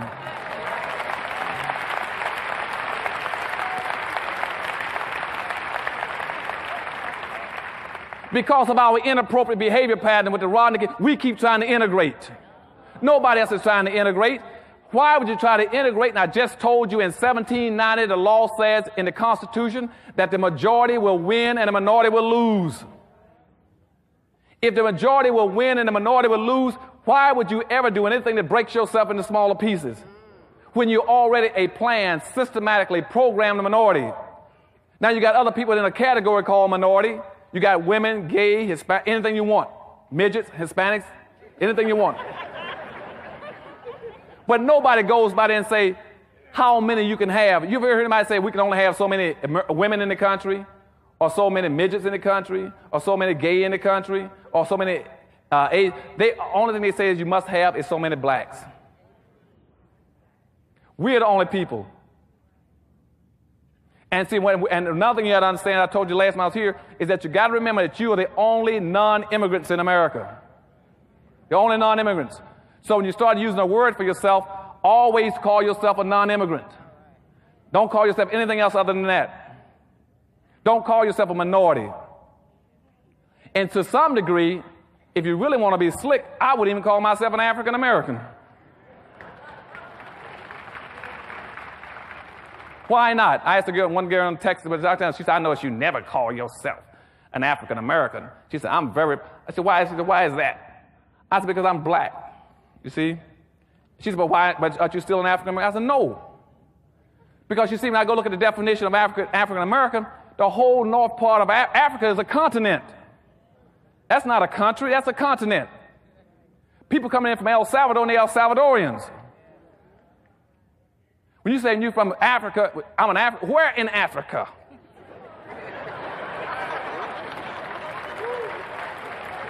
Do y'all understand what I'm saying? Where in Africa? And plus that, and worse than that, is that the whole north part of Africa, those coming in the country, they are Arabs, Palestinians, Chaldeans, Egyptians. They are classified, those are whites coming in, but they also call themselves African Americans. When I go down through different parts of the west coast of Africa, I got people coming in from west coast of Africa. They are Pakistanis and Indians, East Indians, but they call themselves African Americans. When I go down to whites coming in from South Africa, they call themselves African Americans. And what they've done again is smother the issue over. So when I go break it open, it's like cracking open an egg. Like when I look inside the word minority, I look inside of African American, I find the number of blacks that came into the country last year out of 26,000 African Americans, I only find something like 4,000 blacks. And that's why they're going to put the moves on you again.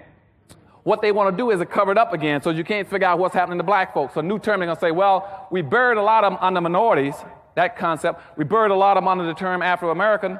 Now let's come up with another term called multicultural. And Asian or Asia-Rasian or something, where nobody know what they are anymore. And see, if we bury them, see, nobody know what the conditions are for them anymore. They can't figure it out either. And see, that way we lock in the structural inequities. If racism, slavery, and Jim Crowism made whites 50-foot giants, and your problem is that whites got this much, you got that much, if you bury everything and smother it over, you'll never figure it out. You all going to have to fight from now on to make sure that it's only black. Every issue is black, so you can find out what's happening to your people. They're going to try to bury it because whites now got a choice. Either correct the structural inequities or hide it. And it's much cheaper to hide it. And one of the easiest way of hiding it is to co-opt your leadership.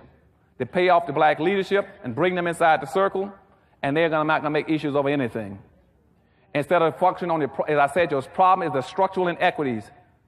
The structural inequities are so bad in America, and they have been so bad since slavery, that that civil rights and integration can't even reach black folk. They're so badly damaged and hurt. And I don't know why the blacks keep running around talking about we want civil rights and equality. You can't get equality if you're unequal. Unless, again, they put those glasses on you and turn them upside down, and all of a sudden you begin to see unequal as being equal. The worst kind of racism is the racism that pretends that unequals are equals. And that's what they've done to you. They got this whole new concept called a colorblind society. And what colorblind society means, let's be blind to black folk, pretend we don't see them. And they're hiding and smothering it again for you. And that's what it means. Now, where did that come from? It came from some of the white civil rights think tanks out of Washington. After the civil rights movement, what they wanted to do was say, let's bury the issue with black folk. And they gave our civil rights leaders a chance after the civil rights movement that made the difference. They didn't take it. Our black leadership displayed inappropriate behavior coming out of the civil rights movement.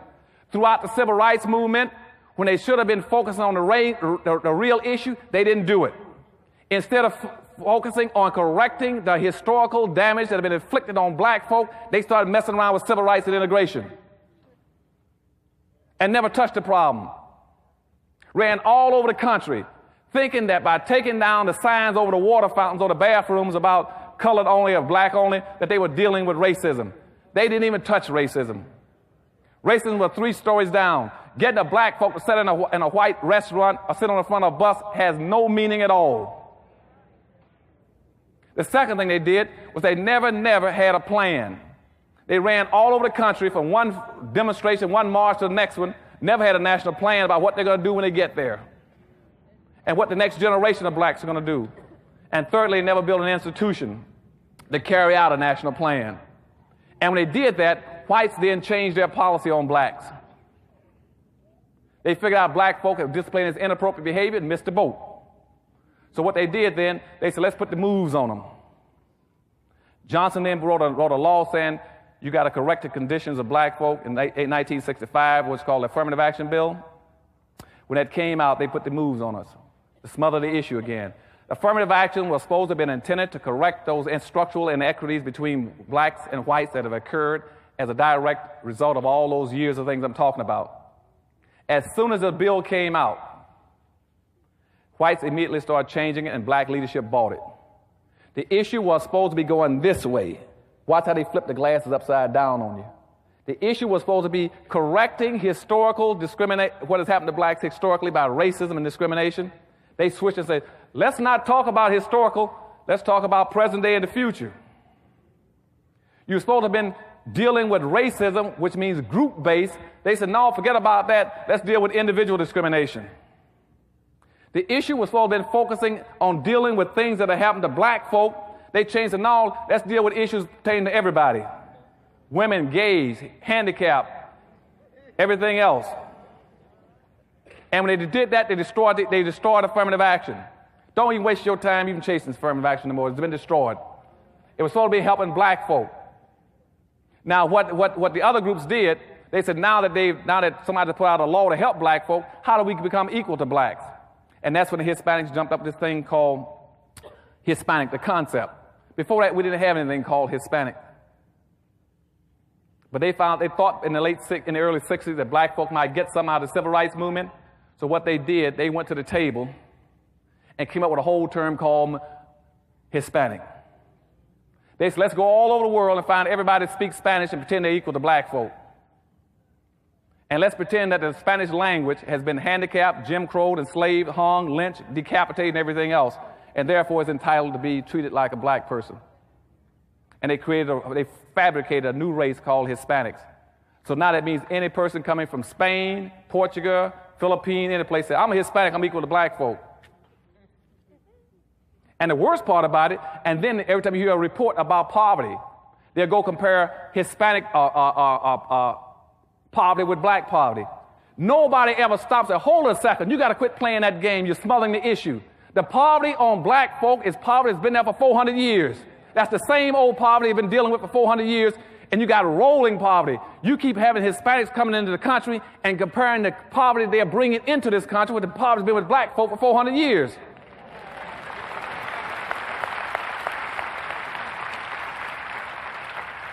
Nobody wants to stop them from doing that. Now people say, well, they got poverty. Yes, but that's poverty they bring in here with them. Black folk didn't bring poverty with them. It was given to us as a gift.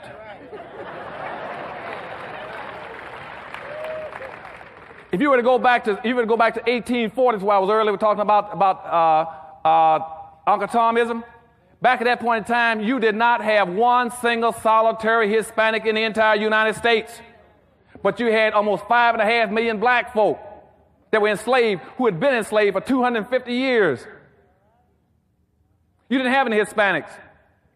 By 1900, you had 100,000 Hispanics in the United States, but you got 11 million black folk. Now, they got the same identical birth rate in 1900 up until today. Same identical birth rate. You got 100,000 Hispanics and 11 million black folk, and now they're going to pass black folk. Now, somebody who can count past 3 should say, hold a second. How can you only have 100,000 of them in 1900 at the same birth rate, and you got 11 million blacks and now passing blacks? Because 2 million every year walking across the border. It is not this country's responsibility to be correcting all their poverty. It is the country's responsibility to correct the poverty they put on people.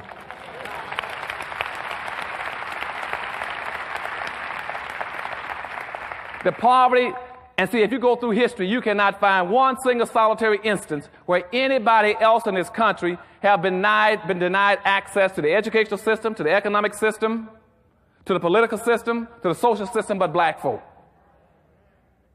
Don't you let anybody compare themselves with you. And that's why I said a few minutes ago, use terms that isolate you and reconnect you with your history and give you a special uniqueness so that nobody can piggyback off of you. Use the word non-immigrant. If you're going to do wrong right. If you want to insist, for those in the audience who want to insist on using the word minority, then at least qualify and say we're the only involuntary minority, or we're the only planned minority. But don't use this term where it means everybody collectively. Because the whole concept of minority means to confuse the issue and defuse any resources you could have gotten. Now, where does that come from as a minority? Let's deal with that concept a second. Now, at this point in time, black people have to understand in America that if you go back to the Constitution I was talking to you about earlier, the Federalist Papers were the document upon which the Constitution was drafted. The Federalist Papers said this, that if you're going to have a social democracy, where the rule is that the majority will win and the minority will lose, then the majority has some obligations. First of all, if you use that social democracy that we're currently using, the majority have these obligations. One, it is the majority's responsibility to protect the rights of the minority. It is not your right as a minority to keep going out here marching and demonstrating. It is the dominant white society to make sure you got everything you need. That's their obligation. Point 2 in the Federalist Papers that gave the structure for the Constitution, it also says that if you use a social democracy like we have in the United States, that you cannot do anything to stop the minority from becoming the majority. And immediately after that Constitution went into effect, within a year, they enacted the immigration law to put a zero quota on blacks to make sure they stay a minority. They violated the Constitution in 1 year to make sure that you become a permanent minority. And I have not heard one black legal scholar in the United States make that an issue. None of them made it an issue. That's inappropriate behavior on the part of our legal scholars in this country. And thirdly, in the Federalist Paper, it says, and if you fail to protect, the majority fails to protect the rights of the minority, and if you do something to impede the minority from becoming the majority the same way you became the majority, then thirdly, that minority has no rights to abide by your laws and your rulings. Now think about that. Now I want to know where all my black scholars and my black legal minds, why aren't you displaying appropriate behavior and investigating that, find out why it is that you got the minority running around trying to protect itself when you know good and well it doesn't have the power and resources to do it. That's like trying to have a baby to look out for himself when you know he cannot go out and work a job and fix his own food. It's your obligation to take care of him. But nobody raised it as an issue in this country.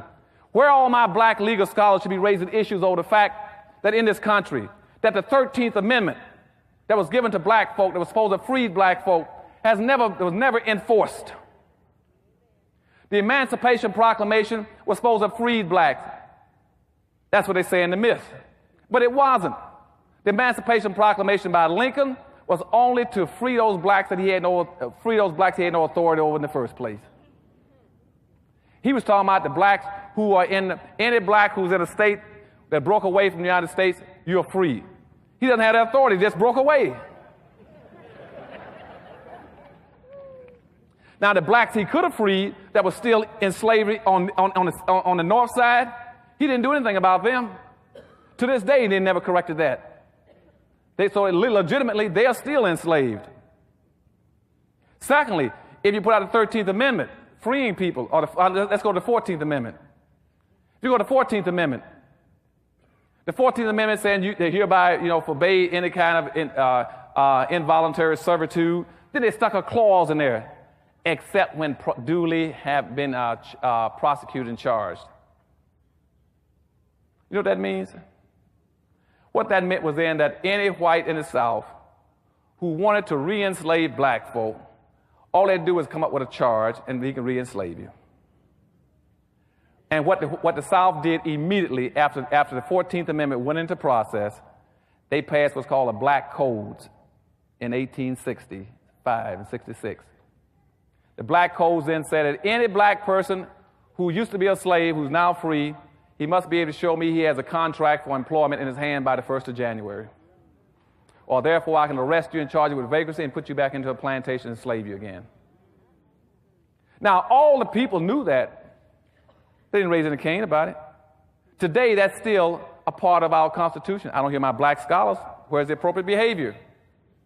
Now, why is that important now when I talk about appropriate behavior? Because now there's a bill on the Hill where some white conservatives now want to lay claim to the 14th Amendment and say they're going to write a law called Equal Opportunity Act. What they're going to say now is that bill can be used for whites too, so that you can now not infringe on their rights.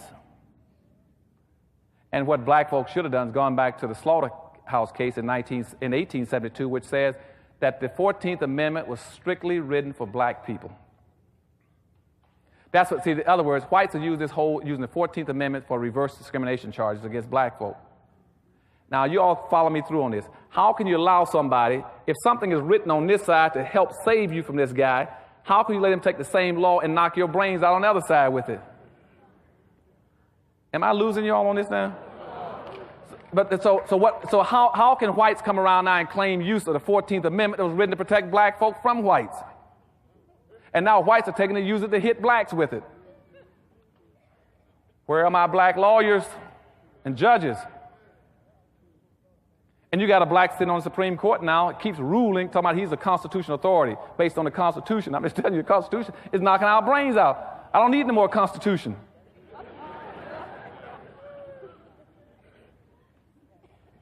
So, but all these questions need to be raised in our court system about what's happening to us. And nobody's doing that. So in the bottom line, what I'm saying to you is that we got major problems in society, but we keep doing all these things wrong. We are poor and impoverished because we don't build communities, as I told you a few minutes ago. Secondly, we are the richest nation on earth outside of the United States as black folk.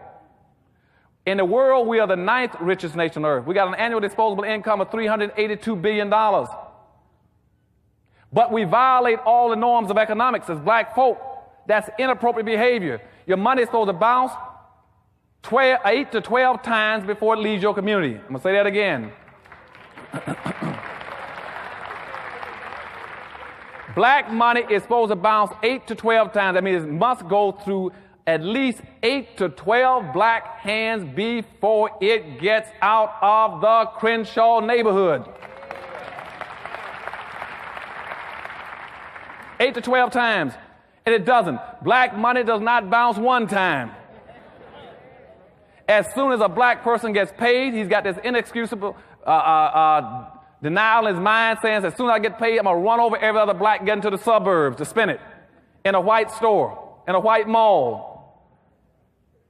And the Jews, on the other hand, their money bounced 18 times before it leaves their community. You look at the discrepancy between one bouncing not once and once bouncing 18 times. Black people right now spend 95% of their money outside of their own communities. They spend 5% in their communities. In their communities, they spend 3% of that with non-black owned businesses. Black folk try to live off of 2% of their disposable income. They keep 2% every year. Then they take that 2% and put it into a savings account, a bank, and then they can't even get a loan from the white bank they put it into.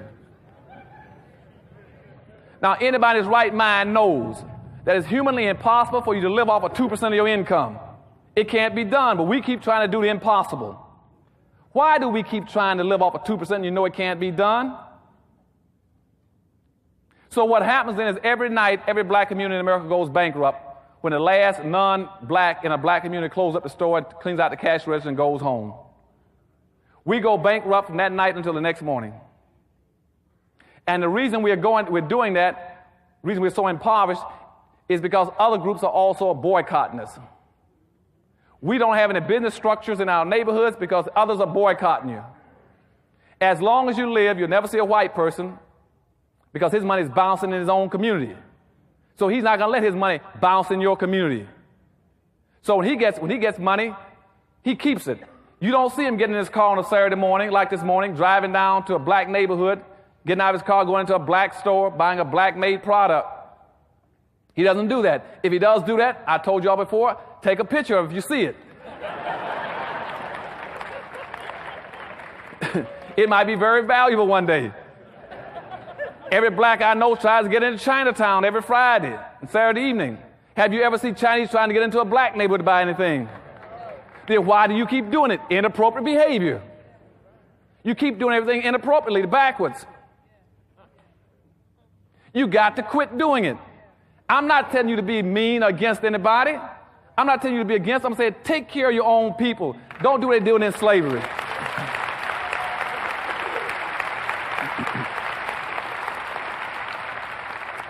And an instance of that, let me jump back into history again. On the eve of the Civil War, we had over 6,200 blacks in America that owned other slaves. 6,200 blacks were slave owners. Now, let me break that down a little more specific for if you don't understand what I'm talking about, not looking out for your own people, inappropriate behavior. Same thing out of Africa. They never changed all these things, still doing the same thing in this brainwashing, seeing things upside down. In New Orleans, for instance, in New Orleans, I only had 842 blacks in the city at the time. And out of the 842, 612 of them owned slaves. Because they thought they were of a different color. They called themselves Creole and mulatto, so they wouldn't enslave the rest of their people. And when blacks tried to break free in New Orleans, out in the parish, the Jefferson Parish, the blacks went and joined the whites to put down a black revolt. And not only did they put it down, they helped slaughter the blacks. They chopped our heads off and put a head on a pole or something like every 100 yards, all leading all the way into New Orleans. That's inappropriate behavior of our people. Keep doing it in your own people. Then trying to find justifiable reasons. When the day you do the same thing, it's inappropriate behavior, same kind of behavior pattern, you're still killing your people. When I ask, why don't you go to a black store and spend your money at a black store? They say, Doctor, I want to go to his store. I don't go to his store. Why? I say, well, he sells it costs too much. He charges more than the guy 3 doors down. I said, who's the guy 3 doors? Well, he's Chinese. I said, who's the guy? Well, he's black. See, that's inappropriate behavior because they don't understand what we call cost-benefit analysis, which means where are you getting the greatest benefit? Where do you get the greatest benefit for your race and your people and your money? If you go spend $1 with a black here and you go spend $1 with a white, and the white or the Chinese takes it out of his community and uses it against you. At some point, somebody's got to be home upstairs. You got to say, yes, it might cost me a few pennies more to buy from a black, but I get more in return. Particularly if I can get him to keep that money in his neighborhood and spend it with another black person. They said, well, what if his merchandise is bad? And you go down there and tell him. You go down there and tell him, let me tell you something. You got 6 months to clean up this place. You got 6 months to put in a better quality product. You got 6 months to start putting up better security and lighting in here. And you got 6 months to change your negative attitude.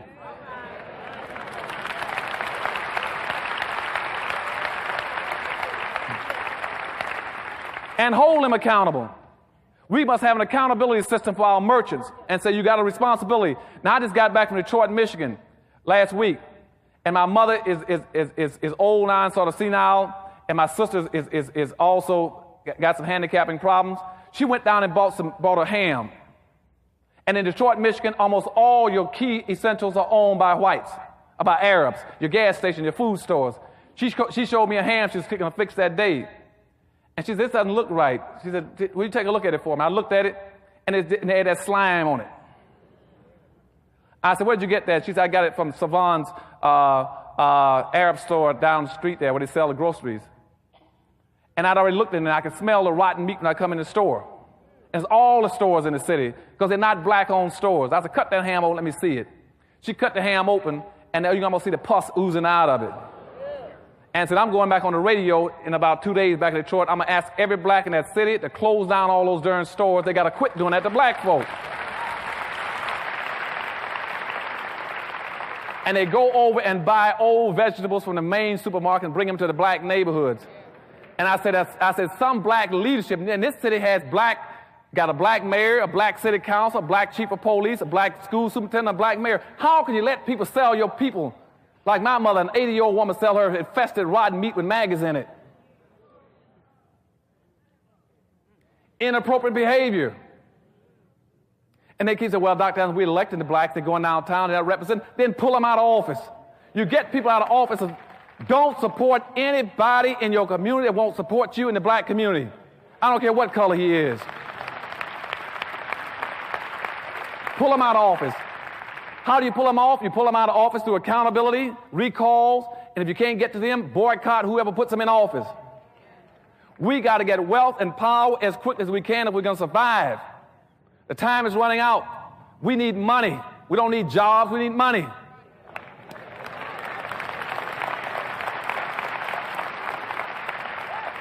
And in conclusion, there's one lady told me, Dr. Adams, she said, I love everything you say, but you got to quit talking about money all the time. I said, why? She said, because money is not everything. So I said, tell me what money is not. She said, well, money can't buy you love. I said, I'll tell you what. I said, without finance, it won't be any romance.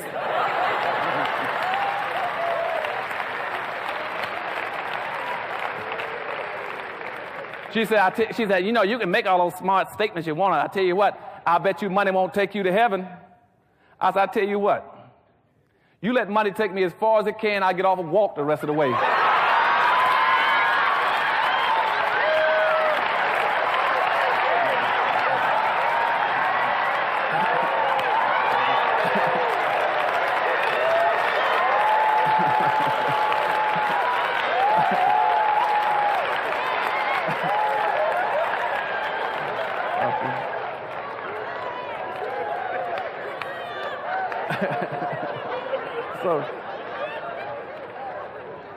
So in my last thing, she said, well, I'll tell you what. She says, I don't care what you say, Dr. Adams. As far as I'm concerned, money is the root of all evil.